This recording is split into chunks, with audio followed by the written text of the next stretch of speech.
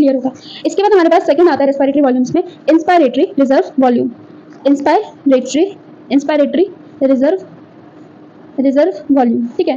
अब मैंने आपको बताया जितने भी वर्ड यूज होंगे ना उसमें बस ये लगा लो फोर्सिबल, ठीक है। टाइडल वॉल्यूम तो एक समझ लो, इस वाली वर्ड को तो बिल्कुल समझ ही लो कि भाई नॉर्मली हम जब वीडियो देख रहे हैं, नॉर्मली हम बैठे हुए हैं, उस टाइम पे जो इंस्पायरेशन या एक्सपायरेशन करते हैं that is about the tidal volume, ठीक है। उसके अलावा जो रेस्पिरेटरी वॉल्यूम्स में जितने भी डेफिनेशंस आएंगी, सपोज हमारे पास इंस्पायरेटरी रिजर्व वॉल्यूम हो गया या फिर एक्सपायरेटरी रिजर्व वॉल्यूम हो गया या फिर रेजिडुअल वॉल्यूम हो गया, सब में हमारे पास कौन सा वर्ड यूज होगा, दिस फोर्सिबल वर्ड यूज होगा।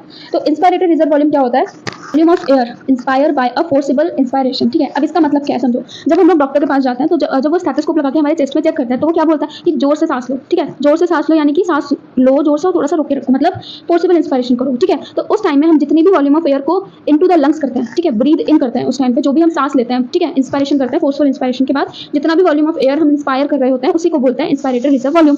Volume of air inspire by a forcible inspiration, तो फोर्सिबल इंस्पायरेशन के थ्रू हमने जितना भी वॉल्यूम ऑफ एयर इंस्पायर किया उसको हम बोल रहे हैं इंस्पायरेटरी रिजर्व वॉल्यूम। इंस्पायर मतलब क्या, सांस लेना, ठीक है। एक्सपायर मतलब क्या, उसको एक्सहेल आउट करना, ठीक है।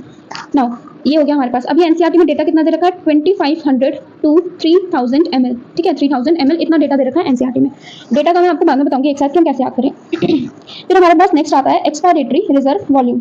Expiratory reserve volume, expiratory reserve volume क्या होता है, volume of air expire by forcible expiration, ठीक है। अब जितना वर्ड यहाँ पे इंस्पायर लिखा था तो एक्सपायरेटरी रिजर्व वॉल्यूम के केस में एक्सपायरेशन एंड एक्सपायर आ जाएगा यहाँ पे, ठीक है।